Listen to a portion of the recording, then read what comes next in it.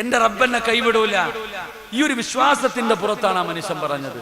തൗബ എന്ന് പറഞ്ഞാൽ ഇങ്ങനെ വേണം ചെയ്യാൻ. അതിന് മണിക്കൂറുകൾ ദുആ ചെയ്യണമെന്നില്ല. അള്ളാഹുവിന്റെ മുമ്പിൽ 2 കൈയും ഉയർത്തിയിട്ട് ഇന്ന് ഈ നിമിഷം വരെ ചെയ്തത് മുഴുവനും പാപമാണ്, പടച്ചവനെ പുറത്തു തരണം, ഇതെന്റെ തൗബയ, ഇനി ചെയ്യില്ല. ഈ ഒരൊറ്റ വാക്കുമതി. ആ പറയുന്നത് ഇഖ്ലാസ് ഉള്ള ഒരു പറച്ചിലാണോ? എന്റെ പ്രിയപ്പെട്ടവർ, അല്ലാഹു നമ്മുടെ പാപങ്ങൾ മുഴുവനും പുറത്തു തരികയാണ്. അതുകൊണ്ട് ഈ സദസ്സിൽ കടന്നു വന്നവരോട് പറയുകയാ, അല്ലാഹുവിനോട് ആത്മാർത്ഥമായി ദുആ ചെയ്യണേ. ജീവിതത്തിൽ വന്നുപോയ പാപങ്ങൾ മുഴുവനും അല്ലാഹുവിന്റെ മുമ്പിൽ ഏറ്റുപറയണം. എന്തിനാ തൗബ ചെയ്യാൻ പറയുന്നത്? ചുമ്മാതെയല്ല സഹോദരാ. തൗബ ചെയ്യാൻ പറയുന്നത് എന്തിനെന്നറിയോ? ഇന്ന് അല്ലാഹുവിന്റെ മുമ്പിൽ ഏറ്റുപറഞ്ഞാൽ അല്ലാഹു നീതിമാനാ, അല്ലാഹു നീതിമാനാ. ഒരു തെറ്റിന്റെ പേരിൽ 2 പ്രാവശ്യം അല്ലാഹു ഒരു അടിമയെ ശിക്ഷിക്കൂല. അല്ലാഹുവിന്റെ പ്രവാചകൻ ഇത് പറയുമ്പോ മായിസ് എന്ന് പറയുന്ന ഒരു ചെറുപ്പക്കാരൻ അല്ലാഹുവിന്റെ പ്രവാചകന്റെ മുമ്പിലേക്ക് കടന്നു വരികയാണ്. എങ്ങനെയാണ് തൗബ ചെയ്യേണ്ടത്? എങ്ങനെയാണ് തൗബ ചെയ്യേണ്ടത്? മായിസ് എന്ന് പറയുന്ന ചെറുപ്പക്കാരൻ അല്ലാഹുവിന്റെ പ്രവാചകന്റെ ചാരത്ത് വന്നിട്ട് പറയുന്നു, യാ റസൂലല്ലാഹ്, അല്ലാഹുവിന്റെ നബിയേ, ഞാൻ എന്നെ ഒന്ന് ശുദ്ധീകരിക്കൂ നബിയേ, ഞാൻ വ്യഭിചരിച്ചു നബിയേ, ഞാൻ വ്യഭിചരിച്ചു നബിയേ. മായിസ് എന്ന് പറയുന്ന ചെറുപ്പക്കാരൻ നബി തങ്ങളുടെ മുമ്പിൽ വന്ന് പറയുകയാ. റസൂലുള്ളാഹി പറയുന്നു, പോ മായിസ്, പോ മായിസ്. കേൾക്കാത്തതുപോലെ പറഞ്ഞു വിടുകയാണ്. കാരണം കേൾക്കാഞ്ഞിട്ടല്ല, ഇസ്ലാമിന്റെ നിയമം അനുസരിച്ച് വ്യഭിചരിച്ചവനെ എറിഞ്ഞു കൊല്ലണമെന്നാണ് ഇസ്ലാമിന്റെ നിയമം. അതുകൊണ്ട് പോയി തൗബ ചെയ്യട്ടെ. മായിസിനെ പറഞ്ഞു വിടുകയാ. മായിസ് റളിയല്ലാഹു തആല അൻഹു പോയി. വീട്ടിൽ ചെന്ന് സമാധാനമില്ല.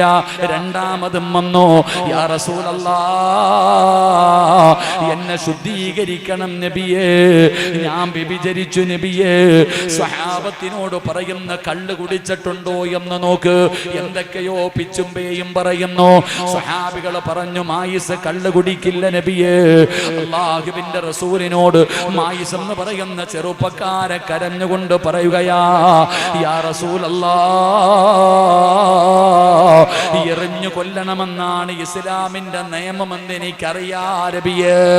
എന്നെ എറിഞ്ഞു കൊല്ലണമെന്നാണ് നിയമമെന്ന് എനിക്കറിയാ.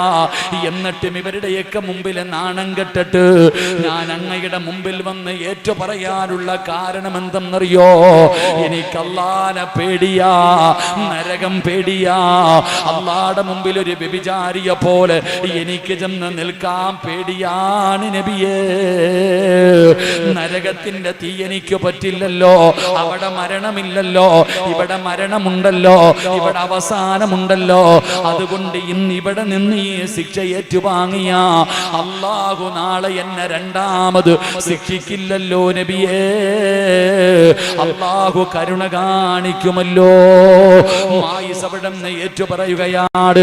അല്ലാഹുവിന്റെ പ്രവാചകൻ എറിഞ്ഞു കൊല്ലാ പറയുകയാ. മായിസ് റളിയല്ലാഹു തആല അൻഹുവിനെ എറിയുകയാ, കല്ലെടുത്ത് എറിയുകയാണ്. വേദന സഹിക്കാൻ കഴിയാതെ മായിസ് ഓടുകയാ, മായിസ് ഓടുകയാ. കുറച്ച് കഴിഞ്ഞു സ്വഹാബികൾ നബി തങ്ങളോട് പറയുന്നു, യാ റസൂലല്ലാഹ്, മായിസ് ഓടി രക്ഷപ്പെട്ടു നബിയേ. നബി തങ്ങളൊന്നും മിണ്ടിയില്ല. കുറച്ചു സമയം കഴിയുമ്പോ ഇലാ ഹദ്റത്തി റസൂലില്ലാഹ്, ശരീരത്തിലൂടെ രക്തമൊലിപ്പിച്ചുകൊണ്ട് മായിസ് നബി തങ്ങളുടെ മുമ്പിലേക്ക് വരികയാ. അറിയാതെ ഓടിപ്പോയതാ നബിയേ, മരണവെപ്രാളത്തിൽ ഓടിപ്പോയതാ നബിയേ. ഒരു കുഴിയെടുത്തിട്ട് എന്നെ അതിനകത്ത് ഇറക്കി നിർത്തിയിട്ട് എറിയാ പറ നബിയേ. ഓടണമെന്ന് വിചാരിച്ചാലും പറ്റില്ലല്ലോ. മായിസ് തങ്ങളെ എറിഞ്ഞു കൊല്ലുകയാണ്. ഒരുപാട് നാളുകൾ കഴിഞ്ഞു. അല്ലാഹുവിന്റെ പ്രവാചകനും സ്വഹാബത്തും മായിസ് റളിയല്ലാഹു തആല അൻഹുവിന്റെ ഖബറിന്റെ ചാരത്തുകൂടെ നടന്നു വരികയാ. അപ്പോഴാണ് സുബ്ഹാനല്ലാഹ് സ്വഹാബികൾ പറയുകയാ, വ്യഭിചരിച്ചതിന്റെ പേരിൽ എറിഞ്ഞു കൊല്ലപ്പെട്ട മായിസിന്റെ ഖബറാ. അവര് മായിസിനെ കുറിച്ച് പറയുന്നത് കേട്ടപ്പോ നബി തങ്ങളുടെ മറുപടി എന്തായിരുന്നെന്നറിയുമോ? സ്വഹാബാ, നിങ്ങൾ നിങ്ങൾക്കറിയാത്തത് പറയല്ലേ. മായിസിന്റെ തൗബയോളം ഇനിയൊരു തൗബയില്ല. മായിസിന്റെ തൗബയോളം വലിപ്പമുള്ള ഒരു തൗബ ഇനിയില്ല. മായിസ് സ്വർഗത്തിലാ സ്വഹാബാ. എന്റെ പ്രിയപ്പെട്ട സഹോദരാ, ഒരുപാട് പാപം ചെയ്തില്ലേ, ഒരുപാട് തെറ്റുകൾ ചെയ്തില്ലേ. പാപ്പാ ചുമന്നുകൊണ്ട് നടക്കരുത്. അള്ളാനോട് പറ, ഇത് പൊറുക്കുന്ന മാസമാ, ഇത് മായിച്ചു കളയുന്ന മാസമാ, അല്ല പുറത്തു തരാമെന്ന് പറഞ്ഞ മാസമാ. നീ എന്തിനാ പേടിക്കുന്നത്? നീ എന്തിനാ വിഷമിക്കുന്നത്? ലോകത്തിന്റെ അധിപനായ അള്ളാഹുവിന്റെ മുമ്പില് കണ്ടുകുടിച്ചതും വ്യഭിചരിച്ചതും വൃത്തികേടുകൾ ചെയ്തതും അള്ളാനെ മറന്ന് നടന്നതും ഒന്ന് പറയാനുള്ള മനസ്സല്ലേ വേണ്ടത്. പെങ്ങളെ, പാപങ്ങൾ പറയണേ പെങ്ങളെ. ആരെ പോലെയെന്നറിയോ? അള്ളാഹുവിന്റെ പ്രവാചകന്റെ മുമ്പിൽ ഒരു ഗർഭിണി കടന്നു വരികയാ. നബി തങ്ങളുടെ മുമ്പിൽ വന്നിട്ട് ഗർഭിണിയായ പെണ്ണ് പറയുന്നു, യാ റസൂലല്ലാഹ്, എന്റെ വയറ്റിനകത്ത് കിടക്കുന്ന കുഞ്ഞ്, അതാ എന്റെ വയറ്റിനകത്ത് കിടക്കുന്ന കുഞ്ഞ് അത് ജാരസന്തതിയാണ് നബിയേ, വ്യഭിചാരത്തിലൂടെ ഉണ്ടായതാണ്. നബി തങ്ങൾ പറഞ്ഞു, നീ പോയിട്ട് പ്രസവിച്ചിട്ട് വരാറ്, പ്രസവം കഴിഞ്ഞു വരാറ്. എന്തിനാണ് പറഞ്ഞു വിട്ടത്? 9.5 മാസക്കാലം ഗർഭം ചുമന്ന് മരണവേദനയുടെ വേദനയും നൊന്ത് പ്രസവിച്ച കുഞ്ഞിനെ കണ്ടാ ഉമ്മയ്ക്ക് ജീവിക്കാൻ മോഹം തോന്നുമല്ലോ, ആഗ്രഹം തോന്നുമല്ലോ, മനസ്സു മാറുമല്ലോ. തൗബ ചെയ്ത് ജീവിക്കട്ടെ. നബി തങ്ങൾ പറഞ്ഞു വിട്ടു. പ്രസവം കഴിഞ്ഞിട്ട് ചോര കുഞ്ഞുമായിലാ ഹദ്റത്തി റസൂലില്ലാഹ്. നബി തങ്ങളുടെ ചാരത്ത് വരികയാ. യാ റസൂലല്ലാഹ്, പ്രസവം കഴിഞ്ഞു നബിയേ, എന്നെ ശുദ്ധീകരിക്ക് നബിയേ. നബി തങ്ങൾ പറഞ്ഞു, പാല് കൊടുക്ക്, കുഞ്ഞ് ആഹാരം കഴിക്കാൻ സമയമാകുമ്പോ നബി തങ്ങൾ പിന്നെയും പറഞ്ഞു വിട്ടു. ആ കുഞ്ഞിന്റെ ചിരി കണ്ട, ആ കുഞ്ഞിന്റെ മുഖം കണ്ട പെറ്റ ഉമ്മയുടെ മനസ്സു മാറുമല്ലോ. ആ പെണ്ണിന്റെ മനസ്സു മാറിയില്ല.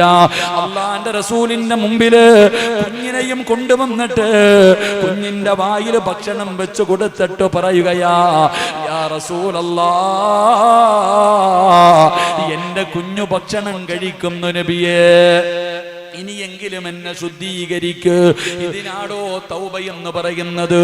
അതുകൊണ്ട് ഇവിടെ ഇരിക്കുന്നവരോട് പറയുകയാ, നിങ്ങൾ ദുആ ചെയ്യുമ്പോ കരയ്, നിങ്ങൾ ദുആ ചെയ്യുമ്പോ കരയ്. കരയാൻ പറ്റുന്നില്ലേ? കരയുന്നവരെ പോലെ ഒന്ന് അഭിനയിക്കൂ പെങ്ങള്, കരയുന്നവരെ പോലെ ഒന്ന് അഭിനയിക്ക്. കണ്ണ് നനയ്ക്കാൻ പറ്റുമോ? അല്ലാഹുവിന്റെ പ്രവാചകൻ ഉദാഹരണം പറയുകയാ. നാളെ മീസാൻ എന്ന് പറയുന്ന ത്രാസില് നന്മയും തിന്മയും തൂക്കുകയാണ്. ഒരു മനുഷ്യന്റെ നന്മ തിന്മകൾ തൂക്കി തിന്മയുടെ ഭാരം കൂടുകയാണ്. ആ മനുഷ്യനെ നരകത്തിൽ വലിച്ചെറിയാൻ പറയുകയാ. ആ മനുഷ്യനെ നരകത്തിൽ വലിച്ചെറിയാൻ പറയുകയാ.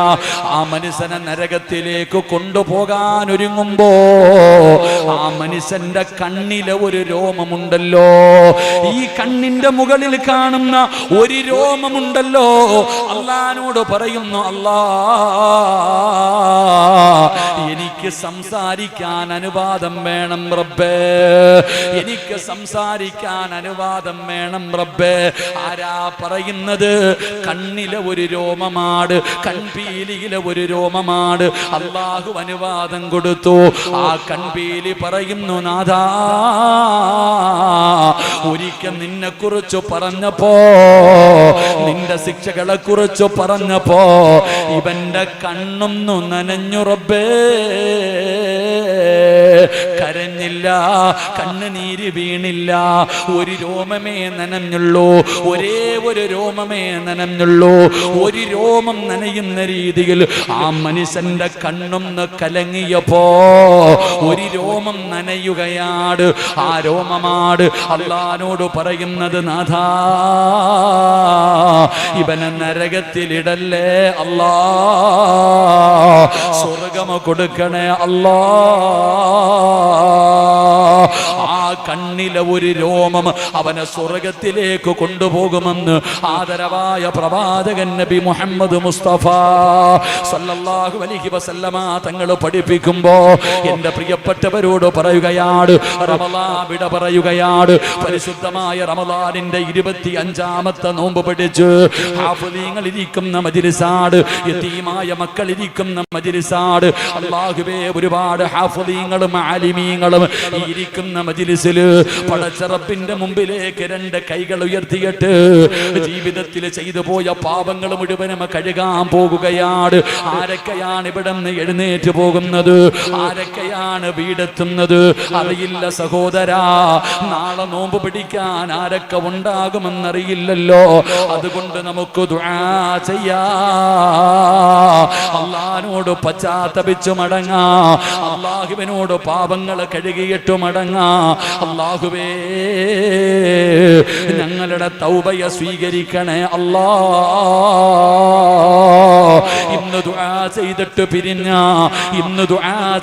പിരിഞ്ഞ നീ കള്ള് കുടിച്ചവനാണോ കുഴപ്പമില്ല, വ്യഭിചരിച്ചവനാണോ കുഴപ്പമില്ല, പടച്ചവനെ നിസ്കരിക്കാത്തവനാണോ, ഭർത്താവിനെ വഞ്ചിച്ചവളാണോ, ഭാര്യ വഞ്ചിച്ചവനാണോ, നീ എത്ര വലിയ പാപം ചെയ്താലും പേടിക്കണ്ട. എത്ര വലിയ കൊടും പാപം ചെയ്താലും എന്തിനാ പേടിക്കുന്നത്? എന്തിനാ വിഷമിക്കുന്നത്? അള്ളയുണ്ടല്ലോ, പടച്ച റബ്ബുണ്ടല്ലോ. ആരാ അള്ളയെന്നറിയോ? ഖുൽ യാ ഇബാദിയല്ലദീന അസ്റഫൂ അലാ അൻഫുസിഹിം ലാ തഖ്നതൂ മിർ റഹ്മത്തില്ലാഹ്. നമ്മുടെ അല്ലാഹ് ആരെന്നറിയോ? 100 കൊല ചെയ്തവന് പുറത്തു കൊടുത്തവനാ, 100 കൊല ചെയ്തവന് പുറത്തു കൊടുത്തവനാ. പിഞ്ചു പെൺകുട്ടികളെ ജീവനോടെ കുടിച്ചു മൂടിയ ഉപ്പമാർക്ക് പുറത്തു കൊടുത്തവനാ. എന്തിനാ? പള്ളിപ്പറമ്പിൽ കടന്ന മയ്യത്തിനെ വ്യഭിചരിച്ചവന് പുറത്തു കൊടുത്തവനാ. പേടിക്കണ്ട മക്കള്, അല്ലാഹു പറയുകയാ, പറഞ്ഞു കൊടുക്ക് നബിയേ, പറഞ്ഞു കൊടുക്ക് നബിയേ. എന്നോട് പറയാൻ പറ, എന്നോട് ചോദിക്കാൻ പറ. മടി വേണ്ട, മടി വേണ്ട, ഒരു നാണവും വേണ്ട, ഒരു ലജ്ജയും വേണ്ട. അല്ലാഹുവിന്റെ മുമ്പിൽ പറയാനുള്ളത് എണ്ണി എണ്ണി പറഞ്ഞോ. ഇനി അവസരം കിട്ടണമെന്നില്ല, അല്ലാഹു തരുന്ന ഒരു ചാൻസാ. പറയാനുള്ളത് മുഴുവനും ഇന്ന് ഈ യതീംഖാനയുടെ മുമ്പിൽ, ഈ ഹാഫിളീങ്ങളുടെ മുമ്പിൽ ഇന്നിവിടെ ഇരുന്ന് റബ്ബിനോട് പറഞ്ഞിട്ട് പിരിഞ്ഞോ. ചുമ്മാതെ പറയല്ലേ, ചുമ്മാതെ പറയല്ലേ. എങ്ങനെ പറയണമെന്നറിയോ? എങ്ങനെ ദുആ ചെയ്യണമെന്നറിയോ? പൊറുക്കന്റെ പാപമോ സയ്യിദി വെറുക്കാതെ പൊറുക്കുന്നവനാരുണ്ട് നീയല്ലാതെ. ഇഹലോക ആർഭാടങ്ങളെന്നെ വലച്ചതാ, നഫ്സെന്നെ ഉന്തി തള്ളിവിട്ടു ചാദിച്ചതാ. അല്ലാതെ ധിക്കരി ചല്ല റബ്ബേ നിന്നെ, അതുകൊണ്ട് ആട്ടരുതിലാഹേ എന്നെ. അള്ളാഹിനോട് പറയുമ്പോ എങ്ങനെ പറയണം? ചുമ്മാതെ പുറത്തുതാ കാര്യമില്ല. ഇപ്പൊ അസ്തഗ്ഫിറുല്ലാഹ് പറയണില്ലേ? അസ്തഗ്ഫിറുല്ലാഹ് എന്ത് കാര്യം? പറയുമ്പോ അള്ളാഹിനോട് പറയണം. കള്ളു കുടിച്ചെങ്കിൽ കുടിച്ചെന്ന് പറയണം, വ്യഭിചരിച്ചെങ്കിൽ വ്യഭിചരിച്ചെന്ന് പറയണം, പാപം ചെയ്തെങ്കിൽ പാപം ചെയ്യുന്ന പറ. എന്നിട്ട് അള്ളാഹിനോട് പറയണം, പടച്ചവനെ, നിന്നെക്കാളും പൊറുക്കുന്ന ഒരാളും ഈ ലോകത്തില്ല. അള്ളാഹുവെ, നിന്നെക്കാളും പാപം പൊറുക്കണ ഒരാളും ഈ ലോകത്തില്ല.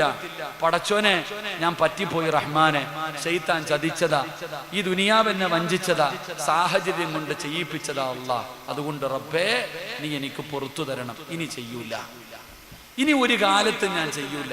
നമ്മൾ ശ്രദ്ധിക്കേണ്ട ഒരു കാര്യം, റബ്ബിനോട് പറയുമ്പോ പറയണം, അള്ളാഹിനോട് പറയേണ്ട ഒരു കാര്യം. ഉദാഹരണം ഞാൻ ചോദിക്കട്ടെ, റൂമിനകത്തിരുന്ന് മൊബൈൽ കാണുകയാണ്. നമ്മൾ പേടിക്കേണ്ട ഒരു കാര്യം, ദുആ ചെയ്യുമ്പോൾ പറയണമെന്ന് പറയാനുള്ള കാരണം, നമ്മളൊക്കെ റൂമിനകത്തിരുന്ന് മൊബൈൽ കാണുകയാ, കാണാൻ പാടില്ലാത്ത എന്തോ കണ്ടുകൊണ്ടിരിക്കുകയാ. അപ്പോഴാ ഒരാൾ റൂമിലേക്ക് വന്നു, ഒരാൾ നമ്മുടെ വീട്ടിലേക്ക് കയറി വരുന്നു. കണ്ട ഉടനെ ആ കണ്ടുകൊണ്ടിരിക്കുന്നത് നമ്മൾ ഓഫാക്കി വെക്കും. അള്ളാഹു നമുക്ക് ഈമാൻ തരുമാറാകട്ടെ. ഓഫാക്കി വെക്കൂലേ? ഓഫാക്കി വെക്കൂലേ? ഒരു സാധാരണ ഒരാള് നമ്മുടെ വീട്ടിലേക്ക് വരുമ്പോ കണ്ടുകൊണ്ടിരിക്കുന്നത് പേടിച്ചിട്ട് ഓഫാക്കുന്നു.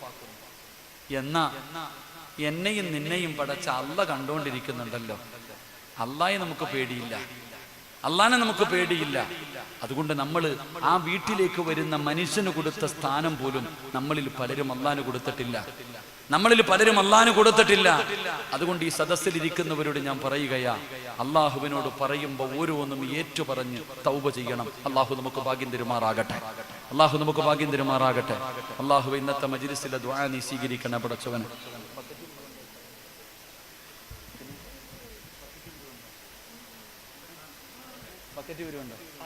ഇൻഷാ അല്ലാഹ് അൽഹംദുലില്ലാ. എല്ലാരും ഒന്ന് പോക്കറ്റിൽ കൈവച്ച്, കൈയൊന്ന് എടുക്കാൻ പറഞ്ഞില്ല, വെച്ച് കൈവച്ച് എല്ലാരും പോക്കറ്റിന്റെ മുകളിൽ ഒന്ന് കൈവച്ച്. എന്റെ പ്രിയപ്പെട്ട സഹോദരങ്ങളെ, സദക്ക വിപത്തിനെ തട്ടിമാറ്റുമെന്ന് നബിയുനാ റസൂലുള്ളാഹി, ഉറക്കെ പറഞ്ഞ നബിയുനാ റസൂലുള്ളാഹി സല്ലല്ലാഹു അലൈഹി വസല്ലമ തങ്ങൾ പറയും, സദക്ക വിപത്തുകളെ തട്ടിമാറ്റും, മാരകമായ രോഗങ്ങളെ തട്ടിമാറ്റും. എന്റെ പ്രിയപ്പെട്ട സഹോദരൻ, നമ്മുടെ ആരുടെയും പൈസ അള്ളാഹ്ക്ക് വേണോ? അള്ളാഹ്ക്ക് വേണോ?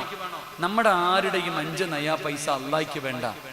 നമ്മൾ ആരെങ്കിലും അള്ളാഹുവിന് കൊടുത്ത ആ കൊടുക്കുന്നത് കൊണ്ടുള്ള പ്രയോജനം നമുക്ക് നിങ്ങൾ നോക്കിക്കേ. ഇന്ന് വാട്സപ്പിൽ ഞാൻ ഇന്നും ഒരു വീഡിയോ കണ്ടു, ഞാനൊരു വീഡിയോ കണ്ടു. രോഗം പിടിച്ച് കിടക്കുകയാ, ഭാര്യയും മക്കളും അടുത്ത് നിന്നിട്ട് പറയുകയാ, എന്റെ ഉപ്പാനെ സഹായിക്കണം, എന്റെ ഉപ്പാനെ സഹായിക്കണം. അള്ളാഹു അങ്ങനെ ഒരു അവസ്ഥയെ തൊട്ട് നീ കാക്കണേ പടച്ചവനെ, അള്ളാഹു അങ്ങനെ ഒരു അവസ്ഥയെ തൊട്ട് നീ കാക്കണേ പടച്ചവനെ. ഇന്ന് ബക്കറ്റുമായിട്ട് നിങ്ങളുടെ മുമ്പിലേക്ക് വരുന്നു. ആർക്കു വേണ്ടി എന്നറിയോ? അൽഹംദുലില്ലാ, ഈ സ്ഥാപനത്തിൽ പഠിക്കുന്ന മക്കൾക്ക് വേണ്ടി, ഈ ബനാത്തിൽ പഠിക്കുന്ന പാവപ്പെട്ട മക്കൾക്ക് വേണ്ടി നിങ്ങളുടെ മുമ്പിലേക്ക് ബക്കറ്റുമായിട്ട് വരികയാ. അള്ളാഹു തന്നതിൽ നിന്നൊരൽപ്പം നിങ്ങൾ മനസ്സറിഞ്ഞുകൊണ്ട് അതിലേക്ക് ഇട്. അള്ളാഹു നിങ്ങൾക്ക് ബറക്കത്ത് ചെയ്യുമെന്ന് നബിയുനാ റസൂലുള്ളാഹി. അതുകൊണ്ട് നിങ്ങൾക്ക് അള്ളാഹു തന്നതിൽ നിന്നൊരൽപ്പം, ക്യാൻസർ വന്നാൽ നീ എന്ത് ചെയ്യും സഹോദര? നിന്റെ കിഡ്നി തകർന്നു പോയാൽ നീ എന്ത് ചെയ്യും? നീ സമ്പാദിച്ചു കൂട്ടിയത് മുഴുവനും വിറ്റ് ചികിത്സിച്ചാലും മാറാത്ത രോഗമല്ലേ? അതുകൊണ്ട് അൽഹംദുലില്ലാ, ഈ യതീമായ മക്കൾക്ക് വേണ്ടി നിങ്ങളുടെ മുമ്പിലേക്ക് വരികയാ. അള്ളാഹു നിങ്ങൾക്ക് തന്നതിൽ നിന്ന് ഒരൽപ്പം നല്ല മനസ്സോടുകൂടി എടുത്ത് ആ ബക്കറ്റിന്റെ അകത്തിട്. അള്ളാഹു നമുക്ക് ഈമാൻ നൽകി അനുഗ്രഹിക്കുമാറാകട്ടെ. 3 സ്വലാത്ത് സ്വല്ലല്ലാഹു അലാ മുഹമ്മദ്.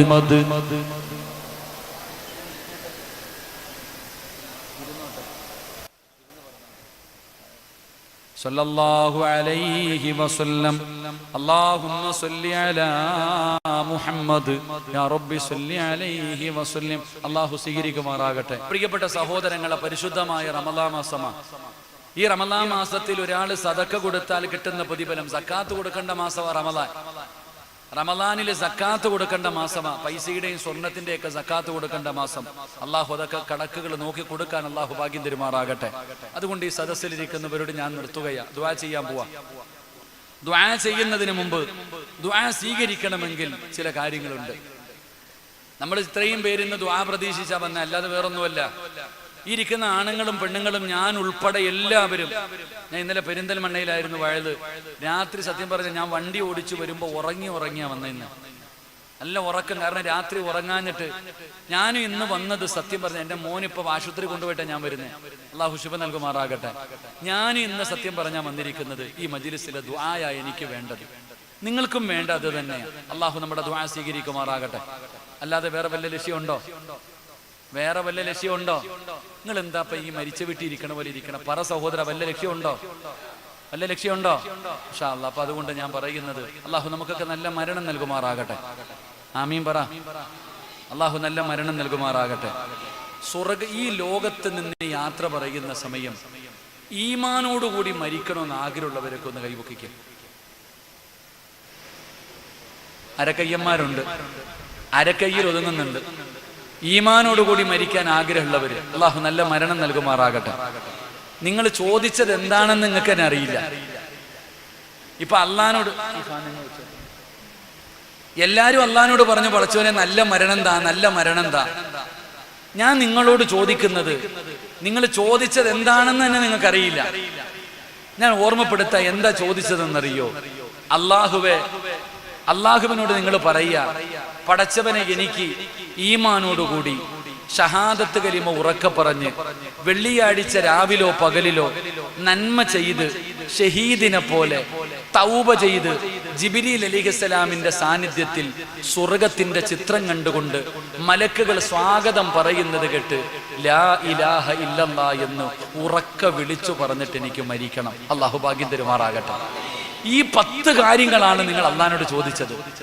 ഞാൻ ഉദാഹരണം ചോദിക്കാം. ഈ പള്ളിയുടെ മുമ്പിൽ നിങ്ങൾ ബസ് സ്റ്റോപ്പിൽ നിൽക്കുകയാണ്. കിളിമാനൂരോട്ട് പോകുന്ന ഒരു ബസ് വന്നു.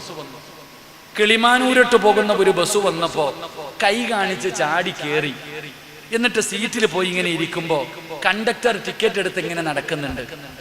അപ്പൊ നിങ്ങൾ കിളിമാനൂരിട്ട് പോകുന്ന ബസ്സിനകത്ത് കയറി ഇരുന്നിട്ട് അള്ളഹാനോട് പറയുക, പടച്ചോനെ എന്നെ നീ കടക്കലിൽ എത്തിക്കണേ അല്ലാ എന്ന് പറഞ്ഞാൽ എത്തുവോ?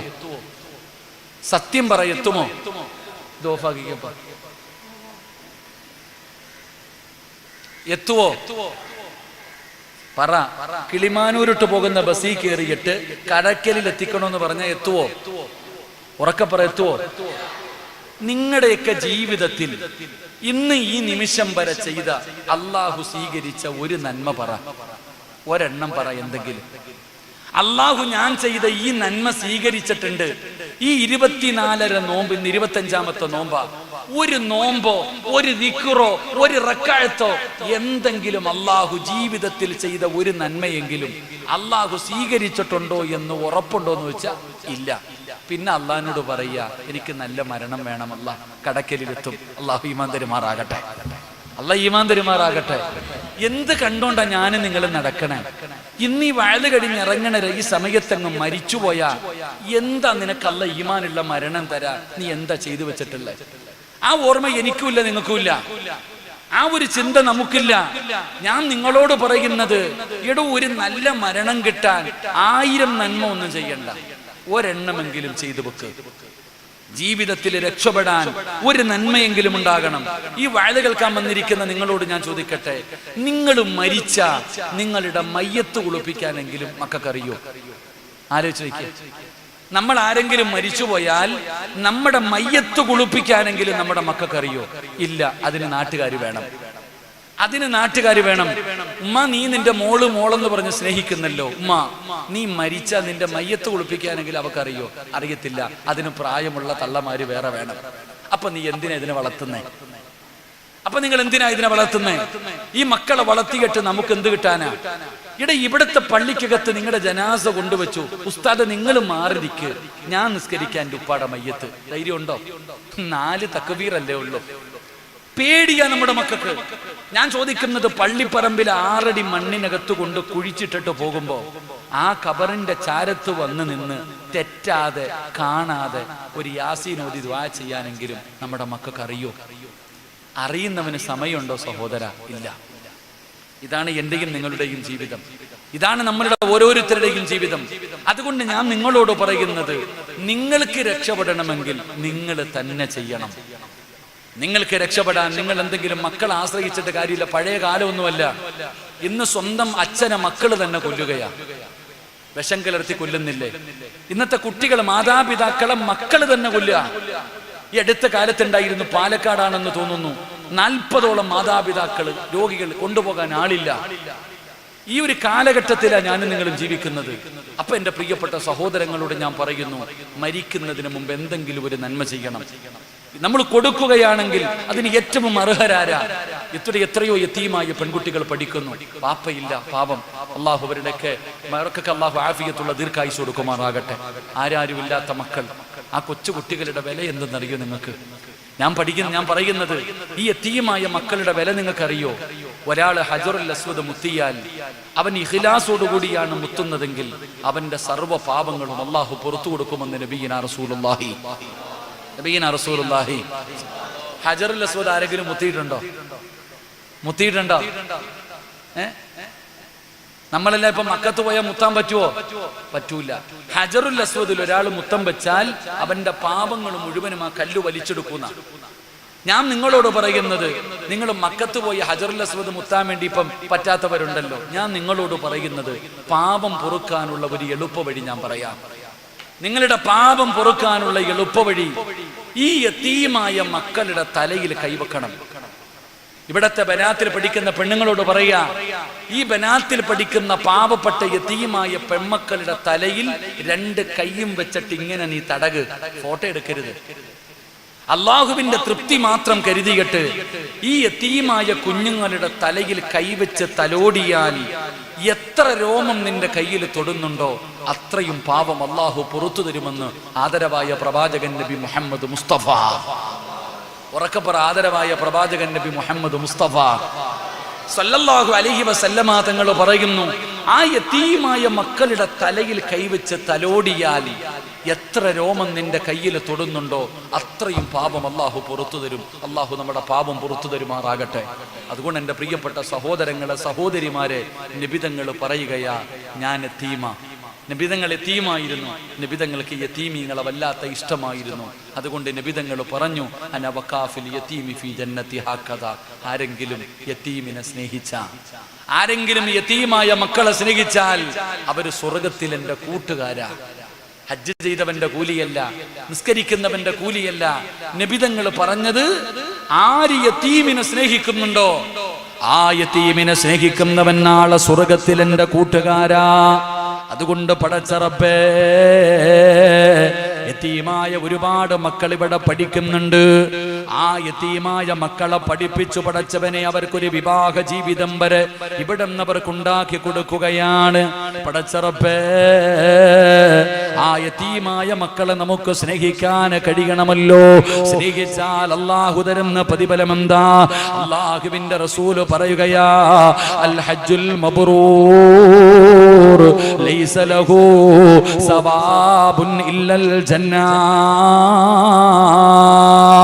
നബി തങ്ങൾ പറയുകയാണ്, മബ്റൂറായ ഹജ്ജിന് സ്വർഗമാണ് പ്രതിഫലം, സ്വർഗമാണ് പ്രതിഫലം. നബി തങ്ങൾ അവിടെ നിന്ന് പറയുമ്പോ സ്വഹാബത്ത് അല്ലാഹുവിന്റെ റസൂലിനോട് ചോദിക്കുകയാ, യാ റസൂലല്ലാഹ്, ഈ മബ്റൂറായ ഹജ്ജ് എന്ന് പറഞ്ഞാൽ എന്താ? അതിന്റെ വിശദീകരണം പറയുമ്പോ എന്റെ പ്രിയപ്പെട്ടവരെ, നബി തങ്ങൾ പറഞ്ഞു കൊടുക്കുകയാണ്. ഈ ക്ലാസ് കേൾക്കാമെന്നവരോട് പറയുകയാ, ഈ യതീമായ മക്കളെ സ്വന്തം മകളെ പോലെ, നിന്റെ സ്വന്തം മകളെ പോലെ ഈ യതീമായ ഒരു കുട്ടിയെങ്കിലും നിനക്കൊന്ന് തെരഞ്ഞെടുക്കാൻ പറ്റുമോ? അല്ലാഹു തരുന്ന പ്രതിഫലം എന്തെന്നറിയോ? അല്ലാഹു തരുന്ന പ്രതിഫലം എന്തെന്നറിയോ? മരിക്കുന്നതിന് മുമ്പ് അല്ലാഹുവിന്റെ കഅബാലയത്തിൽ ചെന്ന് ഹജ്ജ് ചെയ്യാനുള്ള തൗഫീഖ് അല്ലാഹു തരും. ബാപ്പാ, ഹജ്ജ് ചെയ്ത കൂലിയാ, ഹജ്ജ് ചെയ്ത കൂലിയാ. പടച്ചവനെ, എത്രയോ ചരിത്രങ്ങളെ സാക്ഷിയാട്. ഒരു ചെരുപ്പ് കുത്തിയായ മനുഷ്യന്റെ ചരിത്രം പഠിച്ചവരാണല്ലോ പടച്ച റബ്ബേ. അതാ ചെരുപ്പ് കുത്തിയുടെ ജീവിതത്തിലെ ഏറ്റവും വലിയ മോഹമെന്താ? മരിക്കുന്നതിന് മുമ്പ് ഹജ്ജ് ചെയ്യണം. മുവഫക്കിന്റെ ചരിത്രം പഠിച്ചവരാണ്. മരിക്കുന്നതിന് മുമ്പ് ഹജ്ജ് ചെയ്യണം. അല്ലാ, ചെരുപ്പ് കുത്തിയായ മനുഷ്യനാണ്. കിട്ടുന്ന പൈസയിൽ നിന്ന്, ചെരുപ്പ് കുത്തിയിട്ട് തനിക്ക് കിട്ടുന്ന പൈസയിൽ നിന്ന് അല്പമെടുത്തു മാറ്റി വെക്കുകയാണ്. നല്ലതുപോലെ ഭക്ഷണം കഴിക്കൂല, അടിച്ചുപൊളി ജീവിതമില്ല. കിട്ടുന്ന പൈസ എടുത്ത് സൂക്ഷിച്ചു വെക്കുകയാണ്. ഒരാഴ്ചയല്ല, ഒരു മാസമല്ല, ഒരു കൊല്ലമല്ല, വർഷങ്ങളോളം. അല്ലാ, ചെരുപ്പ് കുത്തികെട്ട് കിട്ടുന്ന പൈസയിൽ നിന്ന് അല്പമെടുത്ത് മാറ്റി വെക്കുകയാണ്. എന്തു വന്നാലും എടുക്കൂല, എന്തു വന്നാലും എടുക്കൂല. പടച്ചവനെ, അങ്ങനെ ഹജ്ജിന് പോകാനുള്ള പൈസയൊക്കെ റെഡിയാവുകയാ. കുറച്ചു പൈസയൊക്കെ റെഡിയായി ഹജ്ജിന് പോകാനുള്ള തയ്യാറെടുപ്പുകൾ നടത്തുകയാണ്. പടച്ചവനെ, ഭാര്യ പൂർണ്ണ ഗർഭിണിയാ. ഈ മുവഫക്കിന്റെ ഭാര്യയുണ്ടല്ലോ, പൂർണ്ണ ഗർഭിണിയാണ്. ഗർഭിണിയായ പെണ്ണിന് ഒരുപാട് ആഗ്രഹങ്ങളുണ്ട്. ഈ ചെരുപ്പുകുത്തിയായ മനുഷ്യന്റെ ഭാര്യ ഗർഭിണിയാ. ഈ ഗർഭിണിയായ പെണ്ണിന് പല ആഗ്രഹമുണ്ട്. മാങ്ങ തിന്നണം, അത് തിന്നണം, ഇത് തിന്നണം, ആഗ്രഹമുണ്ട്. ഈ ചെരുപ്പുകുത്തിയായ മനുഷ്യന്റെ ഭാര്യ തനിക്ക് ഇറച്ചി തിന്നണമെന്ന് വലിയ ആഗ്രഹമുണ്ട്, ഇറച്ചി കഴിക്കണമെന്ന് വലിയ ആഗ്രഹമുണ്ട്. ഭർത്താവിന്റെ കയ്യിൽ വാങ്ങിക്കൊടുക്കാൻ പൈസയില്ല. ആകെ ഉള്ളത് ഹജ്ജിന് പോകാൻ വെച്ചിരിക്കുന്ന പൈസയാ. അതുകൊണ്ട് ഈ പെണ്ണ് ഇത് പറഞ്ഞില്ല. എന്റെ പ്രിയപ്പെട്ട സഹോദരങ്ങളെ, ഒരിക്കൽ ചെരുപ്പ് കുത്തിയായ മനുഷ്യൻ വീട്ടിലേക്ക് കയറി വന്നപ്പോ പ്രിയപ്പെട്ട ഭാര്യ ചിരിക്കുന്ന മുഖത്തോടെ ഭർത്താവിന്റെ കയ്യിൽ പിടിച്ചിട്ട് പറഞ്ഞു, ഇക്കാ, എനിക്കിത്തിരി ഇറച്ചി കഴിക്കണം, എനിക്കിത്തിരി ഇറച്ചി കഴിക്കണമെന്ന് ആഗ്രഹമുണ്ട്. നിങ്ങൾക്ക് വാങ്ങിത്തരാൻ പൈസ ഇല്ല, എനിക്കറിയാം. ഞാനൊരു ഗർഭിണിയായ പെണ്ണിന്റെ ആഗ്രഹം സാധിപ്പിച്ചു കൊടുക്കണമെന്ന, അതുകൊണ്ട് നിങ്ങൾ പൈസ കൊടുത്തിട്ടൊന്നും എനിക്ക് ഇറച്ചി വാങ്ങിത്തരണ്ട. അടുത്ത വീട്ടിൽ നിന്ന് ഇറച്ചിക്കറി വെക്കുന്നുണ്ട്. ആ വീട്ടിൽ നിന്ന് ഇറച്ചിക്കറി വെക്കുന്നതിന്റെ സുഗന്ധം എനിക്ക് അടിക്കുന്നുണ്ട്. അവിടെയെങ്കിലും നിങ്ങൾ പോയിട്ട് ഇത്തിരി കറി എനിക്ക് വാങ്ങിത്താ. എന്റെ ആഗ്രഹമല്ലേ, ഞാൻ പൂർണ്ണ ഗർഭിണിയല്ലേ. ചെരുപ്പുകുത്തിയായ മനുഷ്യന്റെ ഭാര്യ പറഞ്ഞു. അവസാനം ഒരു അവസ്ഥയും വരാതെ ചെരുപ്പുകുത്തിയായ മനുഷ്യൻ അയൽവാസിയുടെ വീട്ടിൽ ചെന്നു. ഒരു സഹോദരിയുണ്ട്. ആ പെണ്ണിനോട് പറഞ്ഞു, എന്റെ ഭാര്യ പൂർണ്ണ ഗർഭിണിയാ, അവൾക്ക് ഇറച്ചിക്കറി കഴിക്കണമെന്ന് ആഗ്രഹമുണ്ട്. ഇന്ന് നിങ്ങളുടെ വീട്ടിൽ കറി വെക്കുന്നത് അവൾക്ക് മനസ്സിലായി. അതുകൊണ്ട് എന്റെ ഭാര്യയ്ക്ക് കഴിക്കാൻ ഇത്തിരി ഇറച്ചി തരണം. അപ്പൊ ആ പെണ്ണ് പറഞ്ഞു, ഞാൻ തരൂല. ചെരുപ്പ് കുത്തിയായ മനുഷ്യൻ പറഞ്ഞു, എന്റെ ഭാര്യ ഗർഭിണിയാ, ഇത്തിരി ഇറച്ചിതാ, തരൂല. അപ്പൊ ആ മനുഷ്യൻ പറഞ്ഞു, ഇത്തിരി ചാറെങ്കിലും താ. എന്റെ പറയപ്പെട്ട ഭാര്യയ്ക്ക് ഗർഭിണിയാണല്ലോ, ഒരല്പ ചാറ് തന്നാ മതി, ഇറച്ചി വേണ്ട. അപ്പോഴാ പെണ്ണ് പറഞ്ഞു, ഞാൻ തരൂല. അപ്പൊ ഈ മനുഷ്യൻ ചോദിക്കുന്നു, പെണ്ണെ, നീയും ഒരു പെണ്ണല്ലേ, നീയും പ്രസവിച്ചവളല്ലേ? എന്റെ ഭാര്യ ഒരു ഗർഭിണിയാണ്, അവൾക്ക് നീ ഇറച്ചിയും തരുന്നില്ല, ആ ഇറച്ചിയുടെ ചാറ് പോലും തരുന്നില്ലല്ലോ, എന്തുകൊണ്ടാ നീ തരാത്തെ? ആ സമയത്ത് ചെരുപ്പുകുത്തിയോട് ആ പെണ്ണ് പറഞ്ഞു കൊടുക്കുകയാ, ഈ ഇറച്ചി നിങ്ങൾക്ക് കഴിക്കാൻ പാടില്ല. അപ്പൊ ചെരുപ്പുകുത്തിയായ മനുഷ്യൻ ചോദിക്കുന്നുണ്ട്, നീയും മുസ്ലിം, ഞാനും മുസ്ലിം, നിനക്ക് കഴിക്കാൻ പറ്റുമെങ്കിൽ എനിക്കും കഴിക്കാമല്ലോ, പിന്നെ എന്തുകൊണ്ടാണ് കഴിക്കാൻ പറ്റാത്തത്? ആ സമയത്ത് ആ പെണ്ണ് കരഞ്ഞുകൊണ്ട് പറയുകയാണ്, എന്റെ ഭർത്താവ് മരണപ്പെട്ടു പോയി, എനിക്ക് 2 യതീമായ മക്കളാണുള്ളത്, ഞങ്ങൾ പാവപ്പെട്ടവരാ, ഞങ്ങളെ സഹായിക്കാൻ ആരുമില്ല. ഒരുപാട് നാളുകൾ കൊണ്ട് എന്റെ മക്കള് ഇറച്ചി വേണം. മക്കൾ ഒരുപാട് നാളുകൊണ്ട് പറയുകയാണ്, വാങ്ങിക്കൊടുക്കാൻ പൈസയില്ലല്ലോ, ഒരാളും സഹായിക്കുന്നില്ലല്ലോ. അതുകൊണ്ട് ഇന്ന് ഞാൻ വഴിയിലൂടെ നടന്നു വരുമ്പോ ഒരു കോവർ കഴുത ചത്ത് കിടക്കുകയാ. ആ പെണ്ണ് പറയുകയാ, ഞാൻ വിധവയാ, എന്റെ മക്കള് യതീമ, ഒരുപാട് നാളുകൊണ്ട് ഇറച്ചി വേണമെന്ന് പറഞ്ഞ് എന്റെ മക്കള് കരയുന്നുണ്ട്, അവർക്ക് വാങ്ങിക്കൊടുക്കാൻ എന്റെ കയ്യിൽ പൈസയില്ല. ഇന്ന് ഞാൻ നടന്നു വരുന്ന വഴിയിൽ ഒരു കോവർ കഴുത ചത്ത് കിടക്കുന്നു. ആ കഴുതയുടെ ഇറച്ചി ഞാൻ മുറിച്ചെടുത്തു. ആ ഇറച്ചിയാണ് എന്റെ വീടിനകത്ത് കിടന്നിട്ട് കറിയായിട്ട് വേവുന്നത്. എങ്ങനെ ഞാൻ നിങ്ങൾക്ക് നൽകും? ഈ കഴുതയുടെ ഇറച്ചി ഞാൻ നിങ്ങൾക്ക് എങ്ങനെ നൽകും? ആ ചെരുപ്പുകുത്തിയായ മനുഷ്യൻ നിറകണ്ണുകളോടെ വീട്ടിൽ നിന്നിറങ്ങി തന്റെ വീട്ടിലേക്ക് ഓടിച്ചെന്നു. ഹജ്ജിന് പോകാൻ വെച്ചിരുന്ന പൈസ എടുത്തുകൊണ്ട് വീടിന്റെ വെളിയിൽ ഇറങ്ങുമ്പോ ഭാര്യ ചോദിച്ചു, ഇതെവിടെ കൊണ്ടുപോവാ? ഇതെന്റെ അയൽവാസിക്ക് കൊടുക്കാനാ, ഇതെന്റെ അയൽവാസിയായ യതീമായ മക്കൾക്ക് കൊടുക്കാനാ. ഭാര്യ ഓർമ്മപ്പെടുത്തി, ഇത് ഹജ്ജിന് പോകാൻ വേണ്ടി വെച്ച പൈസയാ. എത്ര കൊല്ലം നിങ്ങൾ അധ്വാനിച്ചതാ, എത്രയോ കൊല്ലങ്ങളായി നിങ്ങൾ സൂക്ഷിച്ചു വെച്ചിരിക്കുന്ന പൈസയാ. ഇത് നിങ്ങൾ ഹജ്ജിന് പോകാൻ വെച്ചതല്ലേ? ചെരുപ്പുകുത്തിയായ മനുഷ്യൻ പറഞ്ഞു കൊടുത്തു, എന്റെ വീടിന്റെ പരിസരത്ത് യതീമായ 2 കുട്ടികൾ കഴിക്കാനും വാങ്ങാനും പൈസയില്ലാതെ ചത്തുപോയ കഴുതയുടെ ഇറച്ചി തിന്നുന്നൊരവസ്ഥയിൽ കിടക്കുമ്പോ ഈ പൈസ കൊണ്ട് ഞാൻ ഹജ്ജിന് പോയിട്ട് കാര്യമില്ല, ഈ പൈസ കൊണ്ട് ഹജ്ജ് ചെയ്തിട്ട് കാര്യമില്ല. ആ ഹജ്ജ് ചെയ്യുന്നതിനേക്കാളും പുണ്യം ഈ മക്കളെ സഹായിക്കലാണെന്ന് പറഞ്ഞ് ആ പൈസ ആ മനുഷ്യൻ കൊണ്ടുകൊടുത്തു. അള്ളാഹു ആ മനുഷ്യന് ഹജ്ജ് ചെയ്യാതെ തന്നെ ഹജ്ജിന്റെ കൂലി കൊടുത്തു എന്ന് ചരിത്രം പഠിപ്പിക്കുകയാ. അള്ളാഹു നമുക്ക് ഈമാൻ നൽകി അനുഗ്രഹിക്കുമാറാകട്ടെ. അതുകൊണ്ട് ഈ ഇരിക്കുന്നവരോട് ഞാൻ പറയുന്നു, വാപ്പ ഒരു നന്മയെങ്കിലും ചെയ്യ്. ഉമ്മമാരെ, മരിക്കുന്നതിന് മുമ്പ് ഒരു നന്മയെങ്കിലും നിങ്ങൾ ചെയ്തു വെക്ക്. എപ്പോഴാ മരണം വരുന്നതെന്നറിയില്ല, ഏതു നിമിഷം വേണമെങ്കിലും മരണം തേടി വരാ. മരിക്കാൻ രോഗം വേണ്ടടോ?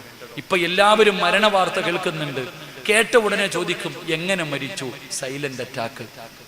ഒറ്റ വാക്കിൽ തീർന്നടോ? എന്റെ പ്രിയപ്പെട്ട ഉപ്പമാരോട്, സഹോദരങ്ങളോട് ഞാൻ ചോദിക്കുന്നു, എത്ര മയ്യത്ത് കണ്ടവരാ നമ്മളൊക്കെ? ഒരാൾക്കും ഇപ്പം മരിക്കുന്നവർക്ക് രോഗമൊന്നും വേണ്ട. ഒരു രോഗവും ഇല്ലാത്തവൻ പോലും പെട്ടെന്ന് വീണു മരിച്ചു പോകുന്ന ഒരു കാലം.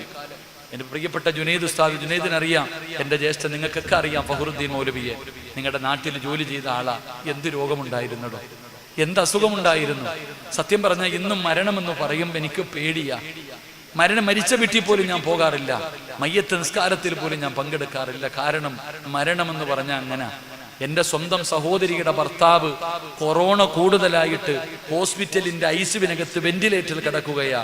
ഡോക്ടർമാര് പറഞ്ഞു 24 മണിക്കൂറിനുള്ളിൽ മരിക്കും, 24 മണിക്കൂറിന്റെ ഉള്ളിൽ മരിച്ചു പോകും എന്ന് ഡോക്ടർമാര് അറിയിക്കാനുള്ളവരെ അറിയിക്കാൻ പറഞ്ഞ മനുഷ്യൻ ഇപ്പോഴും ജീവിച്ചിരിപ്പുണ്ട്. അള്ളാഹു ആഫിയത്തുള്ള ദീർഘായുസ് കൊടുക്കുമാറാകട്ടെ, അള്ളാഹു ആഫിയത്തുള്ള ദീർഘായുസ് കൊടുക്കുമാറാകട്ടെ.